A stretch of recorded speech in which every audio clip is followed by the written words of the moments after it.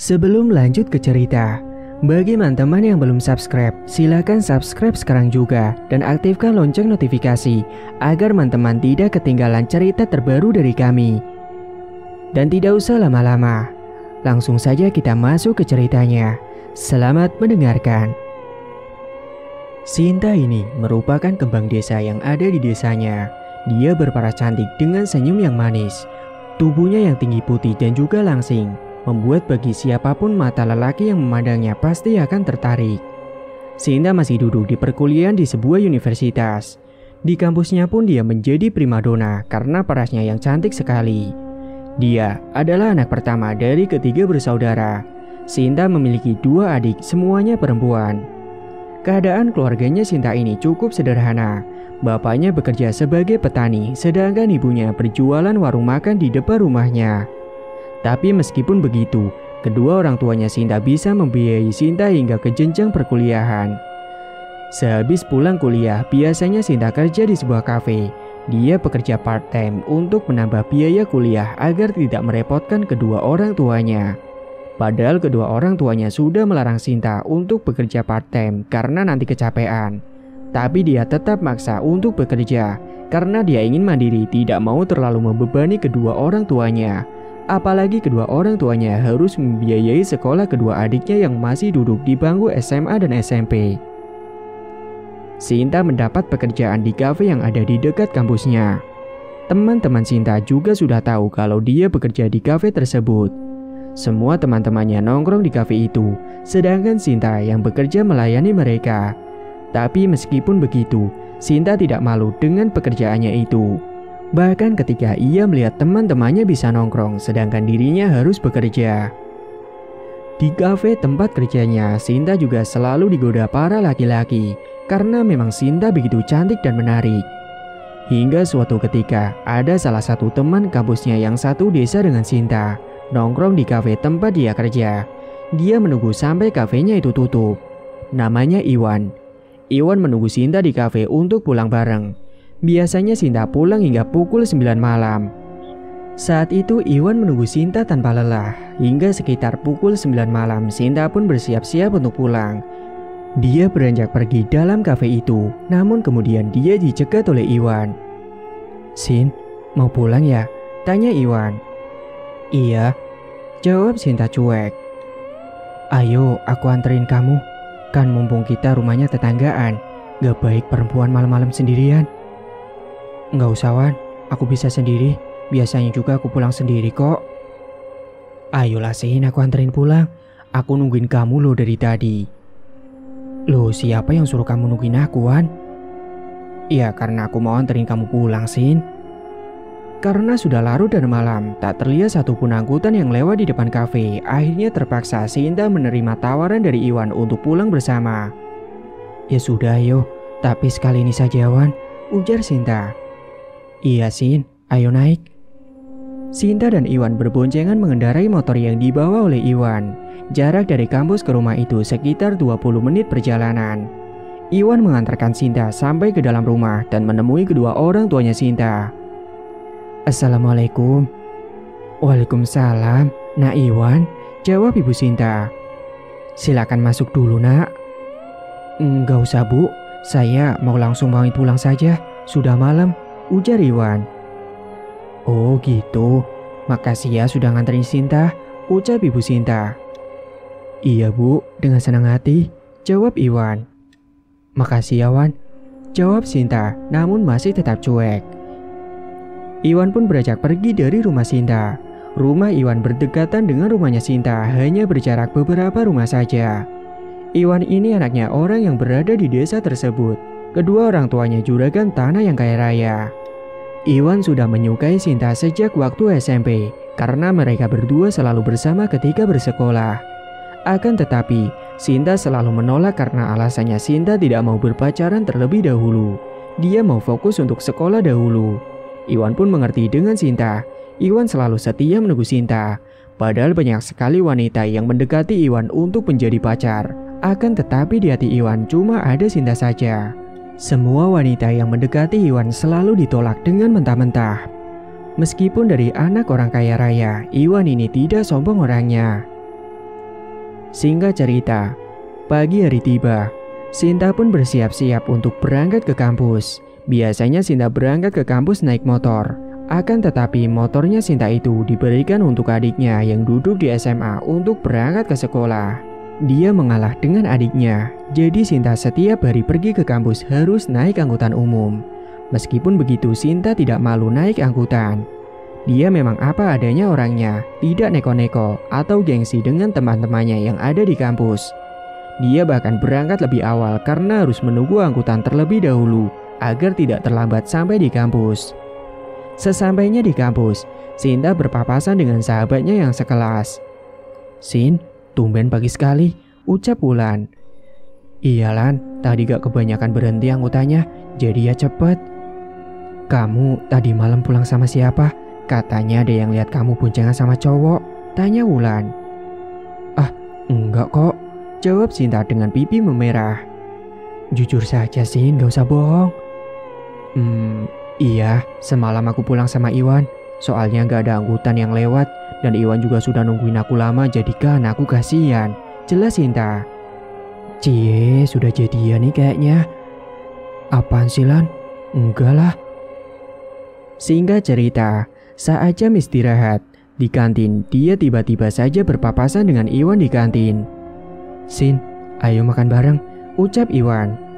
"Enggak Wan, maaf ya, aku sama Wulan saja," jawab Sinta. "Kalau gitu aku ikut gabung kalian boleh nggak?" Boleh, ayo," Wulan menimpali. Dengan sedikit kesal, Sinta mencubit tangan Wulan. "Ah, sakit Sin," rintih Wulan. "Kenapa Lan?" tanya Iwan. Nggak apa-apa kok." Saat mereka bertiga makan bersama di meja yang sama, Sinta menjadi sangat canggung sekali ketika makan berhadapan dengan Iwan. Sinta juga hanya menundukkan kepala, tidak berani untuk menatap wajahnya Iwan. "Kamu kenapa sih Sin? Sudah biasa aja, aku nggak akan gigit kamu kok," ucap Iwan. "Apaan sih Wan? Aku permisi dulu, mau ke kelas duluan," ujar Sinta sembari beranjak pergi dari kantin dan meninggalkan makanannya yang masih tersisa banyak. "Ah, lu sih Wan, segala ngomong gitu, jadi pergi kan dia," ucap Wulan kesal. "Ya maaf," jawab Iwan. Wulan pun beranjak pergi mengejar Sinta yang sudah terlebih dahulu pergi menuju ke kelas. "Sin, kamu kenapa sih kok gitu?" tanya Wulan. "Aku tuh risih Lan, jadi gak nafsu makan aku," jawab Sinta. "Lo emangnya kenapa sih Sin?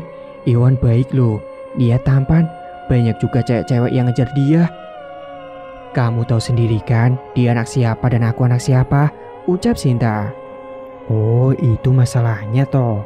Yaelah Sin, dianya aja tidak mikir gitu loh," ucap Wulan. "Sudahlah Lan, tidak usah dibahas lagi, gak penting," ucap Sinta kesal. Singkat cerita, setelah pulang dari kampus seperti biasa, dia langsung pergi ke kafe untuk bekerja. Saat dia masuk ke dalam kafe, betapa terkejutnya Sinta melihat ada Iwan yang sudah ada di dalam kafe itu. Namun Sinta tidak terlalu menghiraukan akan hal itu. Dia tetap berjalan menuju ke dapur. Iwan yang melihat Sinta hanya bisa senyum-senyum sendiri melihat tingkah Sinta. Sinta, lucu sekali kamu," ucap Iwan sembari menggeleng-gelengkan kepala. Hari itu, kafe terlihat sangat ramai. Sinta pun sibuk melayani para pelanggan yang datang ke kafe tersebut. Sinta celingak-celinguk mencari ke sana kemari tentang keberadaan Iwan. Yang saat Sinta lihat sekeliling di dalam kafe tersebut, ternyata Iwan sudah tidak ada di sana. Sinta pun merasa lega karena Iwan sudah pergi. Namun ternyata Iwan pulang untuk mandi dan ganti pakaian. Dan malam harinya Iwan sudah tiba kembali di kafe tersebut dan duduk dan memesan secangkir kopi.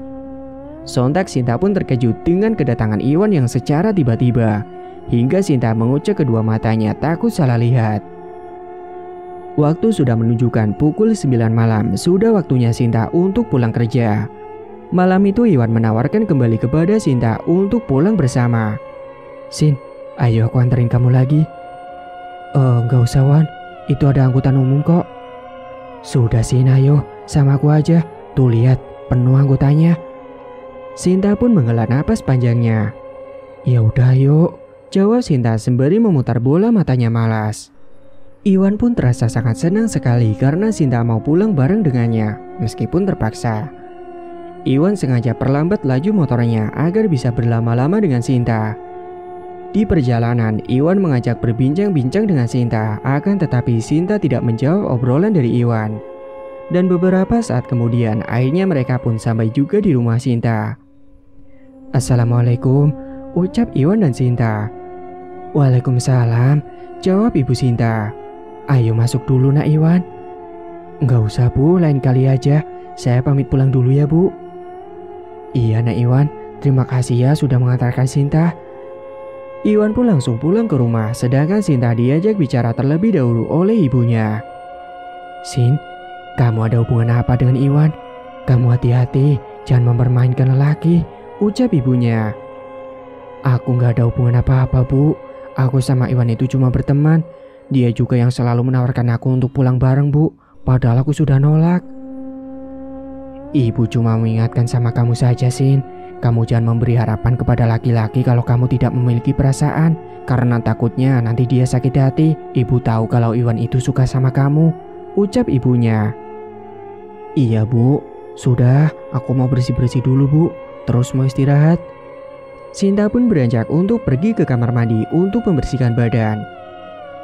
Singkat cerita, hari berganti minggu, minggu berganti bulan, dan bulan berganti tahun. Hari kelulusan pun akhirnya tiba. Sinta, Iwan, dan juga Wulan telah lulus dari kampusnya. Kini sekarang Sinta harus mencari pekerjaan, meskipun dia masih tetap kerja di kafe yang ada di dekat kampus. Pekerjaannya itu untuk sampingan karena Sinta masih cari-cari kerja juga. Hingga akhirnya Sinta dan Wulan memutuskan untuk merantau mencari pekerjaan di kota. Dia mencari ke sana kemari pekerjaan yang ada di kota. Saat siang hari terik yang panas, mereka melihat sebuah masjid. Mereka pun istirahat terlebih dahulu di dalam masjid tersebut untuk melaksanakan ibadah. Setelah beberapa saat mereka selesai istirahat dan juga beribadah, mereka pun beranjak untuk pergi melanjutkan kembali mencari pekerjaan. Saat mereka berdua sedang berjalan kaki di pinggir jalan, tiba-tiba saja Sinta terciprat air dari seseorang yang mengendarai sebuah mobil. "Hei Mas, hati-hati dong," teriak Sinta marah. Seseorang yang mengendarai mobilnya itu pun turun dan menghampiri Sinta. "Aduh, maaf ya Mbak, saya tidak sengaja, saya lagi buru-buru soalnya." "Iya Mas, gak apa-apa, lain kali hati-hati," jawab Sinta. Sinta menatap laki-laki itu dengan jantung yang berdebar-debar. Ada perasaan yang berbeda. Padahal baru beberapa menit saja mereka bertemu. Di pertemuannya itu mereka saling berkenalan satu sama lain. Randy namanya. Dia laki-laki yang berparas tampan, berwibawa kalem, dan dia ternyata seorang manajer kantor. Di pertemuannya itu pun Randy memberanikan diri untuk meminta nomor HP milik Sinta. Randy juga sudah langsung tertarik dengan Sinta. Sinta pun dengan segan memberikan nomor HP-nya kepada Randy. Malam harinya terdengar suara ponsel Sinta yang ada di atas kasur kosan. "Sin, HP kamu bunyi tuh, ada yang nelpon," teriak Wulan. Saat itu Sinta sedang berada di dalam kamar mandi. "Iya bentar Lan," ucap Sinta sembari buru-buru menuntaskan buang air kecilnya. Beberapa saat kemudian, "Halo, ini dengan siapa?" tanya Sinta. "Aku Randy Sin, yang tadi siang kita ketemu." "Oh Randy, iya gimana, ada apa Ren?" tanya Sinta salting. "Ya nggak apa-apa, pengen ngobrol aja sama kamu Sin." "Oh iya Sin, kamu tadi siang sama Wulan habis dari mana?" "Tadi siang habis cari kerjaan, aku sama Wulan dari kampung dan baru beberapa hari di kota," ucap Sinta. "Terus kamu udah dapat kerjanya belum?" tanya Randy. "Belum Ren, susah ternyata cari kerja di kota," kata Sinta. "Gini aja Sin, di tempat kantor aku kerja masih membutuhkan 2 orang wanita sebagai sekretaris. Apa kamu mau?" Mau Ren, mau banget," jawab Sinta dengan sumringah. "Ya sudah, besok kamu sama teman kamu datang saja ke kantor ya. Nanti alamatnya aku kirim lewat pesan." "Makasih ya Ren, kamu baik banget. Mau bantuin aku sama Wulan, padahal kan kita baru kenal," ucap Sinta. "Iya Sin, sama-sama. Kalau gitu udah dulu ya, aku mau rehat," ujar Randy. Singkat cerita, keesokan harinya Sinta dan Wulan pun pergi ke kantor tempat kerja Randy. Sesampainya di kantor, Sinta dan Wulan langsung memberikan berkas kepada pihak kantor. Dan setelah beberapa hari, akhirnya Sinta dan Wulan mendapat panggilan untuk kerja di kantor tersebut. betapa senangnya Sinta dan Wulan karena mendapat pekerjaan. Pagi ini mereka sangat bersemangat, bersiap-siap untuk berangkat ke kantor untuk pertama kalinya. Kantor mereka jaraknya dengan kosan sekitar 10 menit saja, cukup dekat sekali. Mereka naik angkutan untuk menuju ke kantor. Hari itu Sinta diajarkan cara kerja di kantor. Sinta pun senang karena mendapat teman baru di kantor tersebut. Dia jadi banyak punya teman-teman baru. Randy dan Sinta juga semakin dekat. Hingga suatu ketika, Randy dengan Sinta ketemuan di sebuah kafe. Malam itu, Sinta dandan sangat cantik sekali saat bertemu dengan Randy. Sesampainya di kafe, Randy ingin langsung mengutarakan perasaannya kepada Sinta yang selama ini dirinya pendam. Hati Sinta rasanya berdegup sangat kencang sekali ketika Randy memegang tangannya Sinta. "Sin, kita kan sudah dekat sangat lama. Sejak awal kita ketemu, aku memiliki rasa padamu. Apa kamu mau jadi pacar aku, Sin? Aku sudah nyaman sama kamu," ucap Randy. Saat itu jantung Sinta terasa sangat berdebar-debar dan dia bingung harus menjawab apa. Di sisi lain, Sinta juga memiliki perasaan yang sama dengan Randy. Iya, aku mau, Ren," jawab Sinta malu. Akhirnya Sinta menerima cintanya Randy karena memang Sinta juga memiliki rasa kepada Randy. "Makasih ya, Sin. Berarti kita mulai sekarang pacaran ya," ucap Randy. Iya, Ren," jawab Sinta malu-malu. Hari-hari telah berlalu, hubungan Randy dan Sinta semakin erat dan semakin dekat. Randy sudah merasa yakin dan berniat serius kepada Sinta. Hingga akhirnya Randy meminta kepada Sinta untuk ikut pulang kampung ke rumah Sinta. Randy ingin bertemu dengan kedua orang tuanya Sinta. Randy ini juga berasal dari kampung di Jawa Timur, sedangkan Sinta dari Jawa Tengah. Randy sudah merantau bertahun-tahun dan sudah bekerja di kantor sekitar 5 tahun. Memang usianya Randy dengan Sinta terbawa selisih jauh. Randy lebih dewasa dari Sinta. Sekarang Randy sudah memiliki rumah sendiri di kota. Suatu ketika, Sinta berniat untuk pulang kampung dan saat itu juga Randy juga ikut pulang kampung ke rumahnya Sinta. Akhirnya Sinta dan Wulan pun bersama dengan Randy naik mobil Randy. Singkat cerita, akhirnya mereka pun sampai juga di kampung halamannya Sinta. Sesampainya di depan halaman rumah Sinta, Randy memarkirkan mobilnya lalu mereka semua pun turun dan masuk ke dalam rumah. "Assalamualaikum," ucap Sinta dan Randy. "Waalaikumsalam. Sinta, kamu kok gak ngabarin ibu dulu kalau mau pulang kampung?" ucap ibunya terkejut. "Iya Bu, maaf.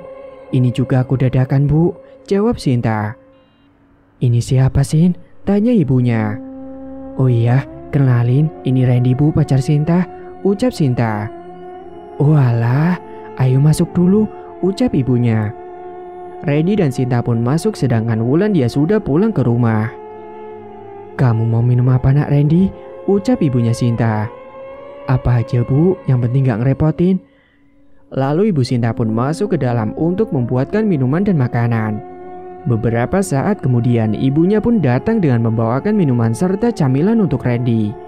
Kemudian saat itu juga Randy langsung mengutarakan niatnya kepada kedua orang tua Sinta. "Pak, Bu, saya mau meminta izin.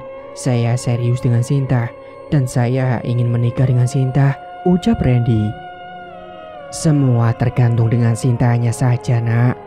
Tapi lebih baik nanti kamu datang ke sini dengan kedua orang tuamu jika kamu memang benar-benar serius mau menikah dengan Sinta," ujar bapak Sinta.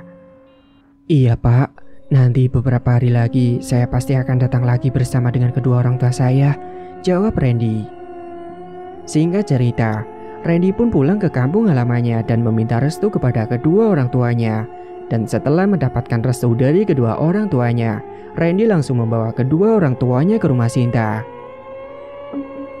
"Assalamualaikum." "Waalaikumsalam," ucap Sinta yang pertama kali membukakan pintu. Sinta pun langsung bersalaman dengan kedua orang tuanya Randy. Mereka semua masuk ke dalam ruang tamu dan kedua orang tua Randy dengan kedua orang tua Sinta saling bercengkrama dengan niat kedatangan Randy serta kedua orang tuanya adalah untuk membicarakan keseriusan tentang niatnya Randy untuk melamar Sinta. Setelah semuanya sepakat akan diadakan acara lamaran yaitu bulan depan. Sinta dan Randy pun sangat bahagia karena sebentar lagi mereka akan bertunangan. Mereka mempersiapkan semua persiapan untuk hari lamarannya. Sedangkan Iwan yang bertetanggaan dengan Sinta dan sejak dulu menyukai Sinta tahu kalau sebentar lagi Sinta akan bertunangan dengan Randy. Iwan sangat sakit hati dan tidak terima kalau Sinta tidak memilih Iwan. Padahal selama ini Iwan sangat berharap sekali Sinta akan menjadi pendamping hidupnya. Dan dia sudah selalu setia menanti. Namun pada kenyataannya Sinta lebih memilih laki-laki lain. Memang cinta tidak dapat dipaksakan, akan tetapi Iwan akan melakukan cara apapun untuk mendapatkan Sinta. Semenjak mendengar kabar kalau Sinta akan bertunangan, Iwan jadi stres dan tidak bersemangat menjalani kesehariannya. Dia patah hati. Setiap malam Iwan selalu memikirkan Sinta hingga tidak bisa tidur tenang. Sebulan kemudian Sinta dan Randy pun telah melangsungkan pertunangan. Mereka sudah resmi bertunangan. Saat itu juga hati Iwan benar-benar sangat hancur dan sakit, marah juga kecewa. Sebelum janur kuning melengkung, Sinta masih bisa ditikung, ucap Iwan pada diri sendiri. Iwan pun bertekad untuk mendapatkan cintanya Sinta dengan cara apapun. Namun Iwan bingung harus bagaimana caranya karena Sinta mau merantau dan mereka sekarang tidak pernah bertemu satu sama lain. Akhir-akhir ini Iwan hanya sibuk berada di dalam kamar, tidak melakukan apa-apa. Tubuhnya semakin tidak terawat, rambutnya juga gondrong acak-acakan, tidak nafsu makan dan juga tubuhnya menjadi kurus. Setiap harinya Iwan habiskan dengan menatap layar ponselnya, melihat akun sosial media milik Sinta yang terlihat bahagia dengan Randy sekarang. Ketika melihat foto Sinta dengan Randy, hati Iwan terasa sangat sakit hati. Dan saat Iwan sedang meng-scroll terus media sosialnya, tanpa sengaja tiba-tiba dia melihat ada sebuah informasi tentang pelet. Di dalam informasi tersebut, terdapat alamat yang tertera untuk tempat melakukan ajian pelet pemikat dari jarak jauh. Iwan pun akhirnya memilikinya untuk melakukan hal tersebut. Tubuhnya Iwan yang tadinya tidak memiliki semangat apa-apa, sekarang dia langsung bersemangat untuk bangkit kembali mendapatkan Sinta kembali. Keesokan harinya, Iwan bergegas pergi ke tempat orang pintar yang ahli spiritual itu. Dia berangkat dengan menggunakan motor ke tempat yang sudah tertera pada alamat informasi yang Iwan dapat. Rumah dukun itu cukup jauh dan Iwan harus menempuh waktu sekitar 4 jam perjalanan. Dia melaju dengan cepat supaya bisa cepat sampai di rumah dukun itu. Jalanan yang dilalui oleh Iwan menuju ke tempat dukun itu cukup berliku, karena rumahnya berada di sebuah perbukitan yang harus melewati jalan berliku, dan kanan kirinya hutan semua. Di perjalanan Iwan hanya mendengarkan suara burung berkicau serta jangkrik dan juga serangga hutan lainnya. Dan beberapa saat kemudian akhirnya Iwan pun sampai juga di rumahnya Ki Joko. Terlihat rumahnya tertutup dan rumahnya Ki Joko terbuat dari bambu. Iwan pun memarkirkan motor di depan halaman rumah. Lalu dia beranjak menyambangi rumah Ki Joko. "Permisi," ucap Iwan. Terdengar suara batuk dari dalam rumah. Beberapa saat kemudian pintu rumah pun dibuka oleh Ki Joko. "Silakan masuk." Iwan pun masuk ke dalam rumahnya Ki Joko, lalu dia duduk di atas tikar yang terbuat dari anyaman bambu. "Apa maksud kedatanganmu kemari?" tanya Ki Joko. "Saya mau seseorang tunduk dengan saya, Ki. Saya ingin memelet dia dengan ajian pelet kembang kantil sesuai yang saya lihat di informasi, Ki," ucap Iwan. "Untuk melakukan ritual pelet kembang kantil, kamu harus siap melakukan ritual dan juga syarat-syaratnya," ucap Ki Joko. "Kamu harus melakukan ritual terlebih dahulu dengan puasa muti selama 7 hari supaya penyempurnaan pelet ini bisa sempurna di dalam dirimu."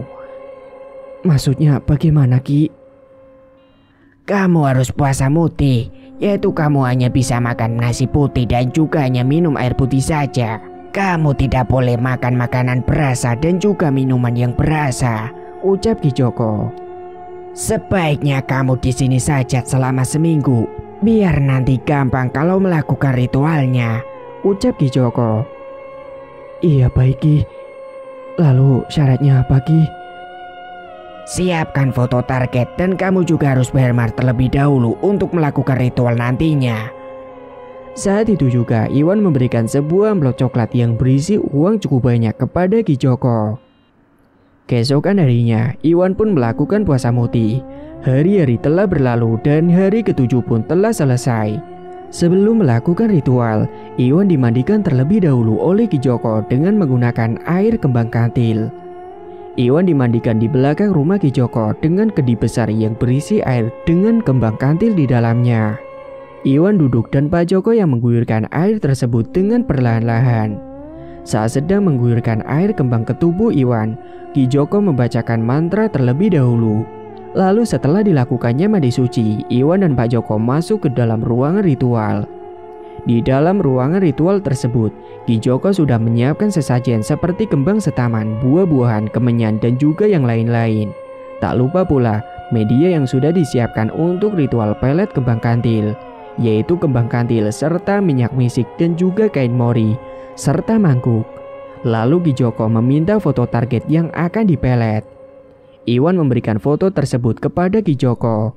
Ki Joko menyiapkan mangkuk yang berisi 2 kembang kantil, lalu foto target diletakkan di dalam mangkuk tersebut dengan kembang kantil. Sebelum diletakkan di dalam mangkuk, foto target tersebut dioleskan dengan minyak misik terlebih dahulu. Lalu Ki Joko membacakan mantranya pada foto dan 2 kembang kantil yang ada di dalam mangkuk itu. Siro kang tapucing kelangkai kantil melati, meluwo kanthi muko ati, kang dadi kersaku, gelemo tak tresnani, ngimbang ono ing jero ati jabang bayine, Sinta Desiana. Ki Joko membacakan mantra tersebut sebanyak 77 kali tanpa henti sembari menyebut nama Sinta. Saat Pak Joko sedang melakukan ritual, Iwan benar-benar merinding karena tiba-tiba saja di dalam ruangan ritual itu ada hembusan angin kencang yang datang, merasuk ke dalam tubuh Iwan.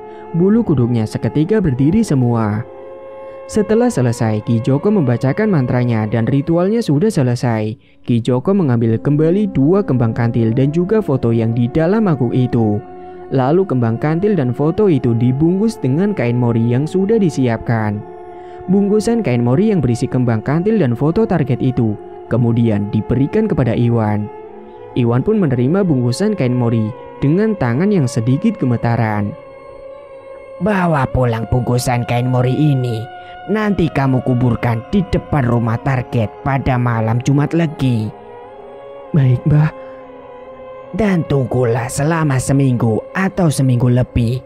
Kamu lihat perubahannya. Pasti nanti wanita yang kamu cintai akan bertekuk lutut denganmu, ucap Ki Joko. Iwan pun tersenyum puas mendengar tuturan dari Ki Joko. Singkat cerita, keesokan harinya Iwan pun pulang kembali ke rumahnya dengan membawa bungkusan kain mori yang berisi kembang kantil dan juga foto target. Sesampainya di rumah, Iwan memikirkan betapa bahagianya dia saat Sinta akan berubah mencintai dirinya nanti. Iwan selalu melihat ke arah kalender, selalu mengingat-ingat hari untuk dilakukannya penguburan bungkusan kain mori itu. Hari-hari telah berlalu, hingga akhirnya tiba di hari di mana malam Jumat Legi. Iwan teringat dengan pesan Ki Joko di malam Jumat Legi untuk segera menguburkan bungkusan kain mori di depan rumahnya Sinta. Iwan pun menunggu waktu sekitar pukul 1 malam. Dia berjalan dari rumah dengan perlahan dan menuju ke rumah Sinta. Terlihat dari depan rumah Sinta sepi dan sudah tertutup. Mungkin semuanya sudah tidur pulas. Sebelum Iwan menggali tanah yang ada di halaman rumahnya Sinta, dia melihat keadaan sekitar supaya tidak ada satu orang pun yang melihat keberadaannya. Dengan tergesa-gesa, Iwan menggali tanah yang ada di depan rumah Sinta. Setelah tanah itu sudah tergali dengan dalam-dalam, kemudian bungkusan kain mori yang berisi kembang kantil dan foto itu diletakkan di dalam galian tanah. Dengan cepat-cepat Iwan pun menutup kembali tanah galian itu, supaya nantinya tidak ada satu orang pun yang curiga kalau tanah itu bekas galian. Setelah selesai mengubur bungkusan kain mori tersebut, Iwan segera pergi dari depan rumah Sinta karena takut ada orang yang tahu atau tetangga yang melihat Iwan. Dengan berjalan tergopoh, Iwan pun menuju kembali ke rumahnya. Singkat cerita, Sinta dengan Wulan yang tinggal satu kos. Wulan merasa ada yang aneh dengan Sinta karena Sinta selalu melamun dan terkadang senyum-senyum sendiri ketika membalas pesan dari Iwan. Iwan sengaja mengirimkan pesan kepada Sinta untuk melihat reaksinya bagaimana, dan ternyata Sinta sudah luluh dengan Iwan. Iwan pun sangat senang sekali melihat reaksi dari Sinta yang selalu membalas pesan dari Iwan dengan cepat. Setiap malam, Sinta terus kebayang-kebayang dengan wajahnya Iwan. Dan entah kenapa Sinta merasakan rindu yang teramat dengan Iwan di kampung. Dia malah tidak merindukan Randy yang menjadi tunangannya itu. Bahkan sikapnya Sinta kepada Randy sekarang jadi cuek dan acuh. Sampai Randy pun menanyakan tentang Sinta kepada Wulan yang teman sekosannya itu. "Lan, Sinta kenapa ya? Dia kok sekarang cuek sama aku? Apa kamu tahu sebabnya?" tanya Randy. "Aku juga nggak tahu, Ren. Memang akhir-akhir ini Sinta berubah. Dia jadi senyum-senyum sendiri saat membalas pesan. Aku kira dia membalas pesan dari kamu. Emangnya tidak ya?" ucap Wulan. "Enggak, Lan. Dia malah cuek sekali balas pesan dari aku. Tidak seperti dulu. Aku juga waktu itu sempat mergokin Sinta sedang tidur. Dia ngigau manggil-manggil nama Iwan," ucap Wulan. "Iwan? Iwan siapa, Lan?" tanya Randy. "Iwan itu teman Sinta sejak SMP sampai kuliah dan sampai sekarang.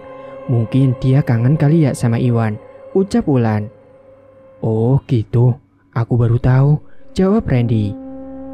Singkat cerita, setiap malam di dalam kosan Sinta selalu melihat ada bayangan putih masuk di dalam kosannya. Dan bayangan putih tersebut berubah menjadi sosok yang menyerupai wajah Iwan. Dan saat kedatangan bayangan putih itu, Sinta sangat bahagia. Dan saat bayangan sosok Iwan itu menghilang, Sinta mencari ke sana kemari. "Iwan, Iwan, kamu cari siapa, Sin?" tanya Wulan. "Tadi ada Iwan di sini, Lan. Dia tersenyum sama aku, Lan," ucap Sinta girang. "Istighfar, Sin. Tidak ada Iwan di sini. Kamu halusinasi saja. Kamu kangen sama dia?" tanya Wulan. "Tadi beneran ada Iwan Kolan di sini. Aku melihat sendiri kok. Dan dia nyata di sini," jawab Sinta kekeh. Keesokan harinya, Sinta tiba-tiba saja sakit demam tinggi. Dia terus memanggil-manggil nama Iwan. Karena tidak tega, akhirnya Wulan pun membawa Sinta pulang ke kampung setelah Sinta sudah sembuh. Sesampainya di kampung, Sinta tiba-tiba saja menghampiri ke rumahnya Iwan dengan sendirinya. "Assalamualaikum, Iwan." "Waalaikumsalam," ucap Iwan sembari membukakan pintu. "Sinta?" Entah kenapa tiba-tiba saja Sinta memeluk tubuhnya Iwan dengan sangat erat. Iwan pun sangat senang sekali ketika melihat kedatangan Sinta dan dia benar-benar sudah terpengaruh dengan ilmu pelet kembang kantil. Saat itu juga Sinta mengajak Iwan untuk jalan-jalan keluar ke taman. Dengan senang hati Iwan pun menuruti apa yang diucapkan oleh Sinta. Mereka berboncengan naik motor, berkeliling kota dan mampir ke taman. Di sepanjang jalan Sinta tidak melepaskan eratan tangannya yang melingkar pada tubuh Iwan. Dia memeluk dengan erat sekali, sehingga semua mata memandang ke arah mereka berdua. Dan semenjak saat itu Sinta tidak kembali lagi ke kota.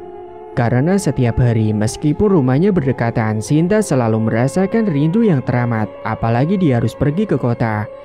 Suatu malam saat Sinta sedang berada di dalam kamarnya, dia mendengar ada suara wanita yang tertawa cekikikan. Karena penasaran, Sinta mencari dari mana asal suara itu. Namun sudah dicari ke sana kemari, namun tetap tidak ketemu. Dan saat Sinta membaringkan kembali tubuhnya di atas kasurnya, tiba-tiba saja dia melihat ada sosok kuntilanak yang muncul di hadapannya.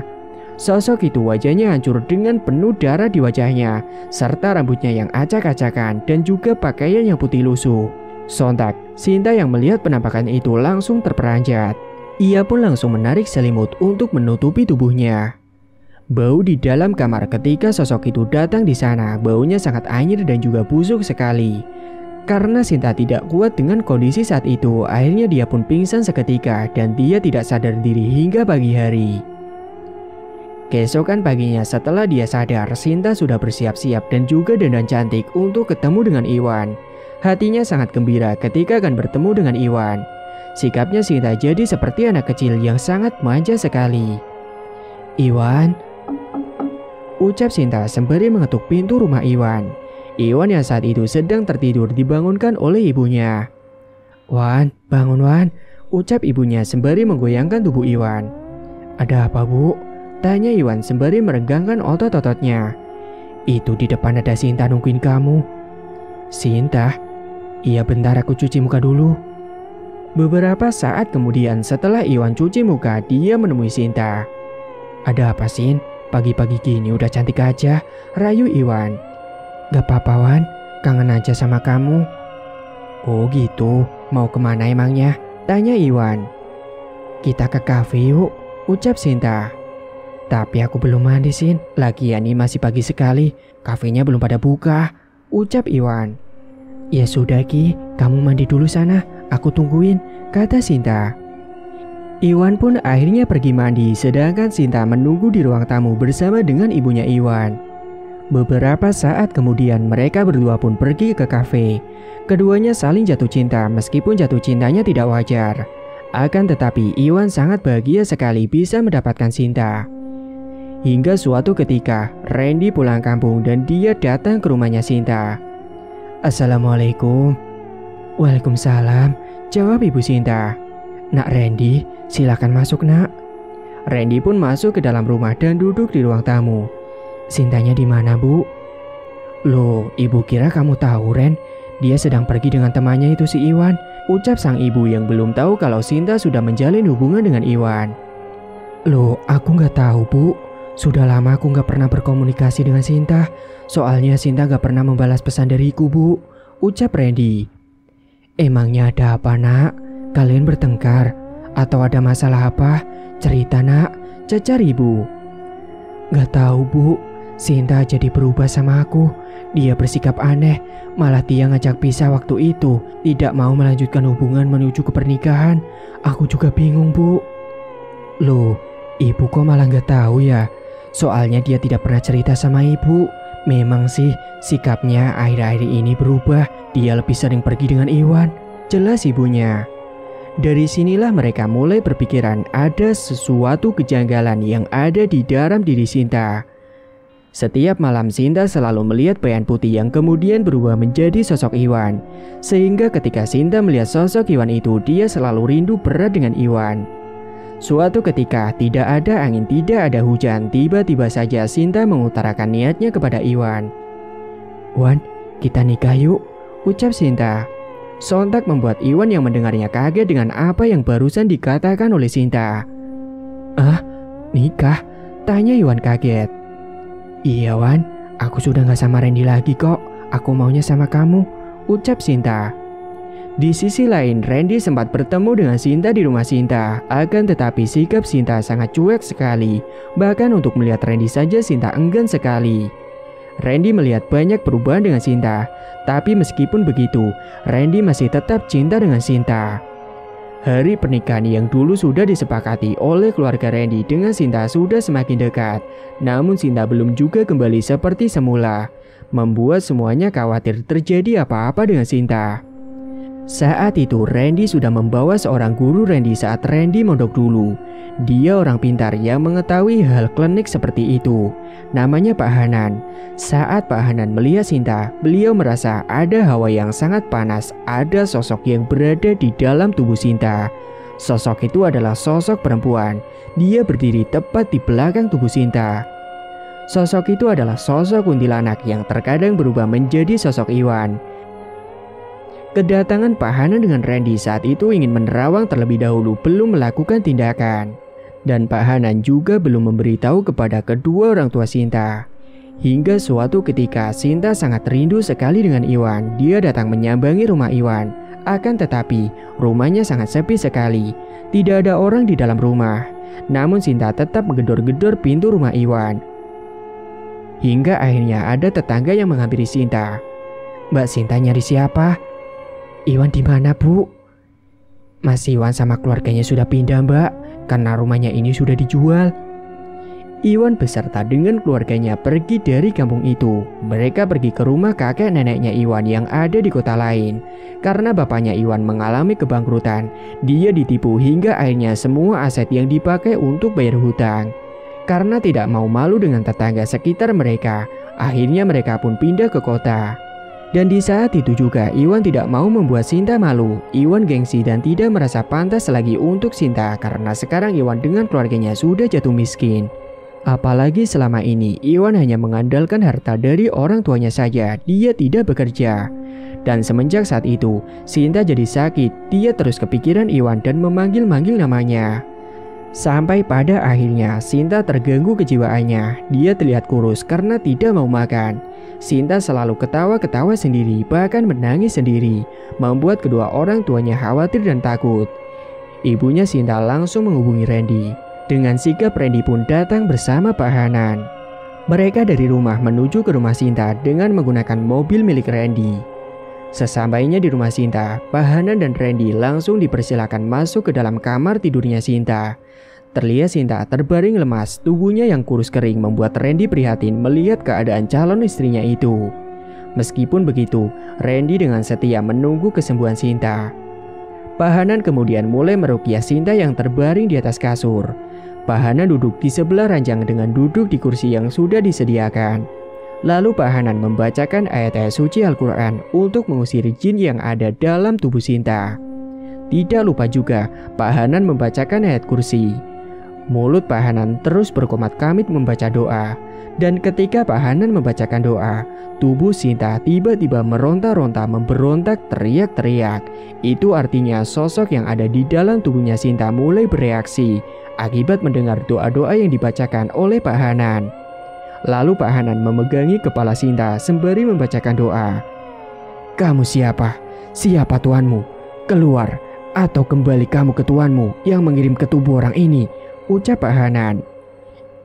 "Bukan urusanmu," jawab sosok itu. Sinta menatap ke arah Pak Hanan dengan kedua mata yang melotot dan mulut yang menganga. Sosok yang ada di dalam tubuh Sinta itu sangat tajam sekali menatap ke arah Pak Hanan. Bahkan lehernya Pak Hanan yang sedang fokus membacakan doa akan dicekik oleh Sinta, sehingga Randy dan bapaknya langsung memegangi tubuh Sinta yang memberontak. Karena sosok yang ada di dalam tubuhnya Sinta tidak mau menjawab, akhirnya dengan paksa Pak Hanan akan mengeluarkan sosok yang ada di dalam tubuhnya Sinta itu. Pak Hanan terus membacakan doa untuk mengusir sosok yang telah mengganggu Sinta. Dan saat Pak Hanan sedang membaca doa, tiba-tiba saja ada hembusan angin masuk ke dalam kamar milik Sinta.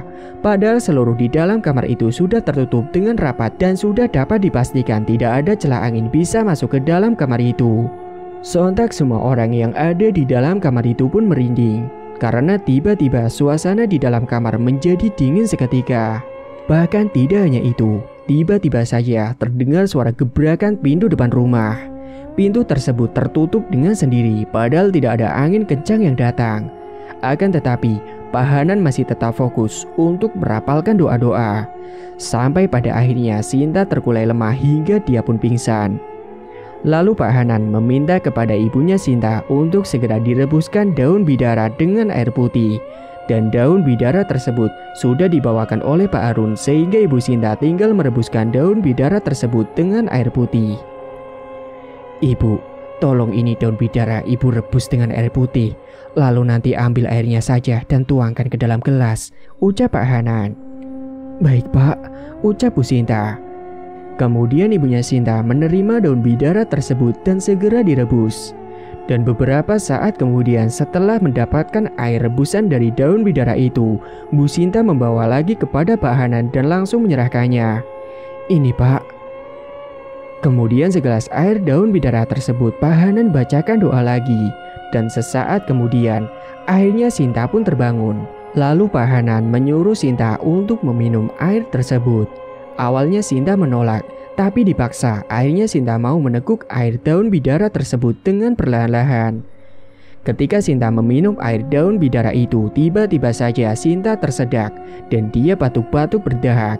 Dan saat itu juga Sinta batuk dengan memuntahkan darah dan anehnya di dalam muntahan darah tersebut terdapat kembang kantil yang berjumlah 2 biji.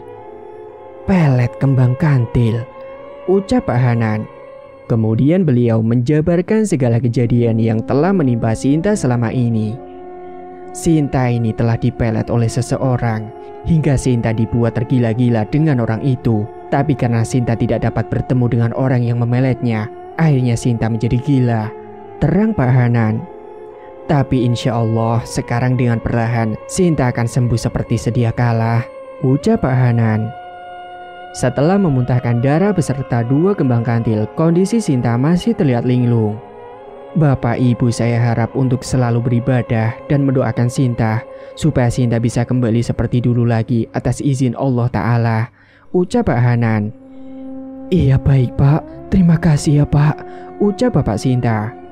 Saat Pak Hanan dan Randy akan pulang dari rumah Sinta, tiba-tiba saja Pak Hanan merasa ada sesuatu yang janggal dan Pak Hanan mencoba menerawang ada sesuatu di depan halaman rumah Sinta. Kemudian Pak Hanan menuju ke titik tanah yang dirasa Pak Hanan ada sesuatu di sana. Coba ini digali Ren, perintah Pak Hanan. Randy pun langsung menggali tanah yang ditunjukkan oleh Pak Hanan. Astagfirullahaladzim, ucap Randy ketika melihat bungkusan kain mori itu. Coba buka Ren, apa isinya? Pinta Pak Hanan. Randy pun mencoba membuka bungkusan kain mori tersebut dan menemukan ada 2 biji kembang kantil serta foto Sinta. Coba kamu ambil korek api dan minyak, perintah Pak Hanan pada Randy.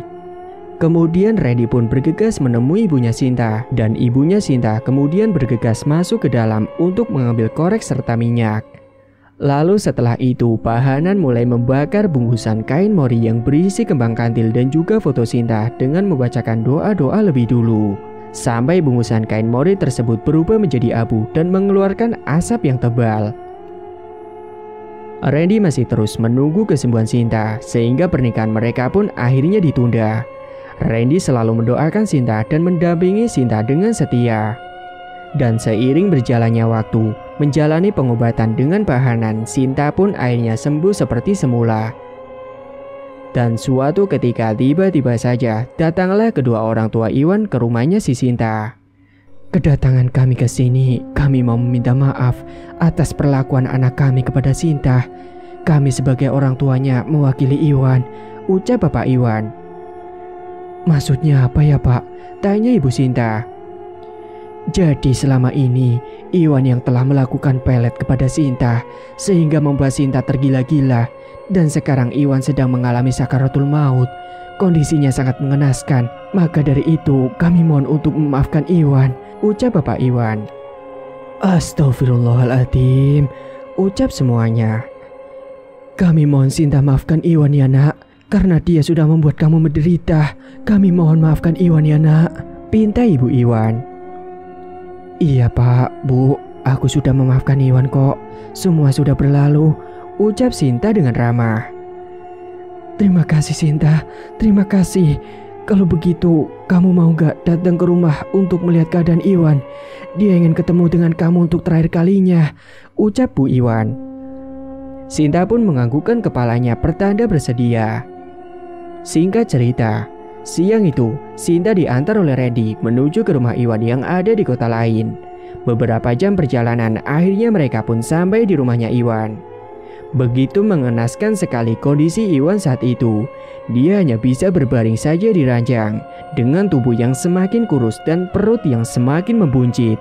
Dan tidak hanya itu, kedua matanya Iwan melotot dengan mulutnya yang lebar menganga. Iwan seperti tahu dengan kedatangannya Sinta saat itu. Dia seperti merasakan kemudian Iwan meneteskan air mata dari pojok kedua matanya. Iwan seperti ingin mengungkapkan perasaan rasa bersalahnya kepada Sinta. Namun Iwan tidak bisa berbicara, sehingga dia hanya bisa meneteskan air matanya. Sinta lalu mendekat ke telinga Iwan dan dia berbisik kepada Iwan. Aku sudah maafin kamu Wan. Kalau aku ada salah sama kamu, aku juga minta maaf ya, ucap Sinta lirih. Iwan pun hanya bisa menganggukkan kepalanya. Setelah itu tiba-tiba saja Iwan kejang-kejang. Dia pun mengembuskan napas terakhirnya saat itu juga. Dan setelah itu Iwan pun segera dimakamkan. Sinta dan Randy juga ikut mengantarkan ke tempat peristirahatan terakhirnya Iwan. Singkat cerita, hingga tiba di mana hari pernikahan Sinta dan Randy, mereka sangat bersyukur dan bahagia karena mereka bisa bersatu kembali. Keduanya saling menyayangi satu sama lain. Pernikahan digelar dengan cukup mewah dan para tamu undangan yang datang juga cukup banyak. Sinta sudah kembali seperti dulu lagi, hidup normal kembali, dan mereka semua melupakan semua masa lalu yang sudah terjadi dan yang sudah menimpa diri Sinta. Semoga kita dijauhkan dengan hal-hal yang seperti itu. Semoga kita selalu dalam lindungan Allah, dekatkan diri kita kepada Allah dan juga pertebal keimanan kita. Cukup ambil pelajarannya dan ambil sisi positif serta buang sisi negatifnya. Jangan sesekali terjerumus dengan ilmu hitam yang membuat orang lain menderita. Bahkan penderitaan itu bisa jadi berbalik kepada diri sendiri. Karena siapa yang berbuat, dialah yang akan mendapatkan balasannya sendiri. Tamat. Cerita pun selesai. Terima kasih bagi teman-teman yang sudah menyimak cerita hingga akhir. Dan bagi yang belum bergabung, silakan tekan tombol subscribe sekarang juga dan aktifkan lonceng notifikasi agar tidak ketinggalan info updatean terbaru dari kami. Sekian dulu dari Mang Ripan, terima kasih sudah menyimak. Wassalamualaikum warahmatullahi wabarakatuh.